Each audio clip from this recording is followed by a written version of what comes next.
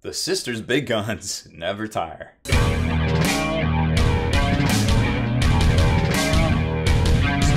Spiky Bits. Welcome back, Hobby Maniacs. I'm Baer from SpikyBits.com, and we got the Retributors. So I wanted to do this box separately because there's a lot to talk about with this box. So first off, it's $55. You can always get your hobbies for less from Miniature Market or DiceEd.com. Save where you can. Some of them got trade-in programs and sales and all sorts of different things. So make sure you check out both of those amazing hobby stores. So this set mirrors a lot what happened with the Chaos Chain Cannon debacle last March or whatever when they came out with Vigilus. So in this set, you're gonna get 5 sisters. You're gonna get the Superior for the squad and 4 of the heavy weapon models that can be, equipped. However, the problem is that it only comes with 2 of each special weapon. Now, granted, they can only take 3 of each special weapon. They're not quite like Devastators where they get like rocket launchers and stuff. And in the normal box here, you're going to get a heavy flamer and a heavy bolter. So in theory, you'll have an extra one depending on how you buy things. But the fact that you're spending $55 for 5 models and you're not even getting all of the possible equipment in here, and of course there's a stratagem that a lot of folks are going to want to play to maximize that for 2 CPs. I feel like it's just kind of like a huge missed opportunity for Games Workshop. Comment below, let me know what you think, because we saw this with chain cannons. Folks got really upset. They also got, we saw a big resurgence in 3D print posts. People making chain cannons, people making this, people making that. And it was just a weird time in the hobby because it seemed like a direct response that for the first time, hobbyists really took things into their own hands to make the armies that they wanted and to kind of fill that vacuum of a shortfall that Games Workshop kind of gave us, And there's plenty of opportunities out there. We got companies like Pop Goes the Monkey doing 3D printed bits, and I'm sure there's going to be some other folks out there that have things you can buy. And it's just for me, it's a real kick in the pants. And I'm trying not to harp on it, but when you have a $60 kit, it comes with all the options you could possibly have, but there's 10 models, so it's a lot less price per model, of course. And then you get a $55 kit that doesn't come with that many models. Hey, this is 2 sprues, this is 3 sprues. Like, why isn't there an extra sprue in here to make the rest of the models? Because they want people to buy 2 kits, and I get it. GW, and you can make the argument that they're writing the rules, and the rules are going hand in hand with sales and things like that. But there's a lot of people that think that's a little scummy. And I feel like when you put it in our face that you can do it here, but you don't do it here, I mean, you're kind of asking for a little bit of, we'll just say constructive criticism, you know what I'm saying? So anyways, there's 2 sprues in here, and we'll show this to you here in a second. Design-wise, these things are dope. Like, I won't lie. I mean, just look at it. Look at the dynamic posing. The hoses like have this huge swoosh going around. Individual bolt shells on the heavy bolters. You got cherubs flying around. Look at this Sister Superior lady right here. She's just doing her thing. Like, there's a whole bunch of different options. Obviously, she can do the combi weapon because she can take anything from the ranged weapon list because she is who she is. And you can take the weapon, you can take a chainsword, you can take the little super staff of Super Mighty and Book, and then you've got the Retributors that are going to be able to be built a certain way. So Retributor A can be built with any of the weapons, and then you just fast forward to Retributor B, and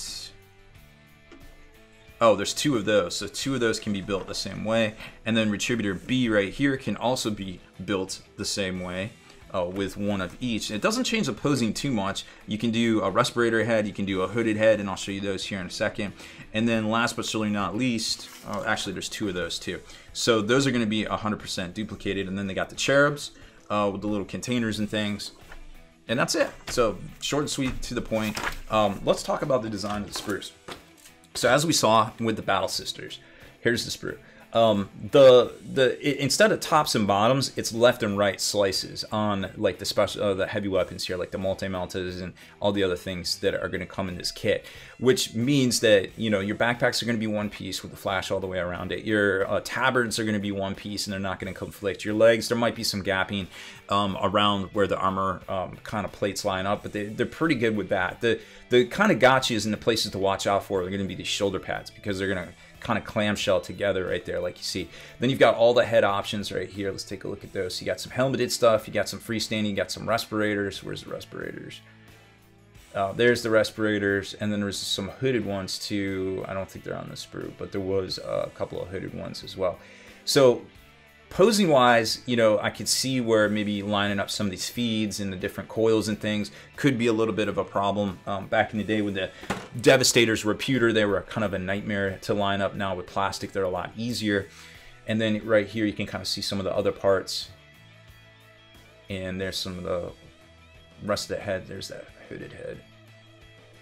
And some more of the parts and things. So for the most part, it's just 2 solid sprues. And like I said, I'm not really sure why they couldn't just slap a bunch of, you know, 2 copies of each other heavy weapon onto here. Just make it complete and everything you need right there. But they didn't. So overall, just a huge missed opportunity. All right, so let's talk about the design. Like I said, super impressed with the design and implementation of these ever since we saw the computer sculpts. I mean, everything just looks dope on this model. The individual like bolters, bolt shells going into here, each like individually blessed and clasped onto here.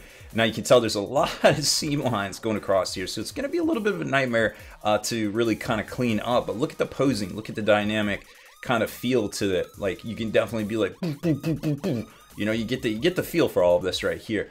Everything looks good. I mean, there's going to be some mold lines up into here, but remember, left and right halves, you're going to want to use a little bit of, I would use that super thin Tamiya glue, to be quite honest here. You get the link from that down in the comments and also the description, because you're going to want, maybe it would work here with the plastic putty, but you're going to want this to be completely flush and maybe not fiddling around with putty and gap fillers and things. But you can see the seam line where they go together across there. And then, like I said, the continued issues, potential issues if you don't do it right with, but they hide it pretty good with the fleur-de-lis, but right there you can kind of see it a little bit better. So just watch when you're gluing these parts together right here, and the ammo feed on the back. Everything looks great. I mean, these ladies look dope. That's why it's such a huge missed opportunity in my book. I feel like for Games Workshop to not include the proper amount of these after they knew the issues with the chain cannons, and we knew they are actively developing these products for Sisters and for rolling out, and you know, kind of touting that whole like your faith is being rewarded, and just kind of the build up and the letdown. You know,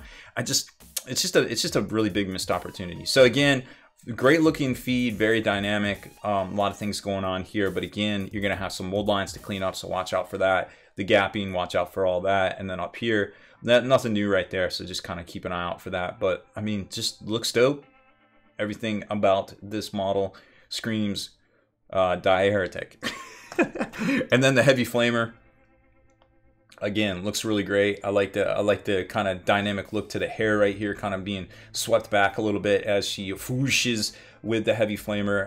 A couple of different spots, you know, I had some trouble with completely lining this up as we put this together here in the studio. But other than that, you know, just take it slow, take it easy, and try to trim off all of your flash lines before you actually get to this point right here, because it would be a lot more difficult to kind of trim these up after it's assembled than, of course, doing it beforehand. So overall, those are your 3 different poses. Didn't get the Sister Superior together because we were kind of running out of time to get this video done and out to you guys, but no big deal. We got it done. We're here. Boo, boo, boo, boo. Thank you so much for watching. Remember, you can always get your hobbies for less over at Miniature Market or dicehead.com. Hit that subscribe button and turn on notifications so you can be the very first to like and comment on all our videos.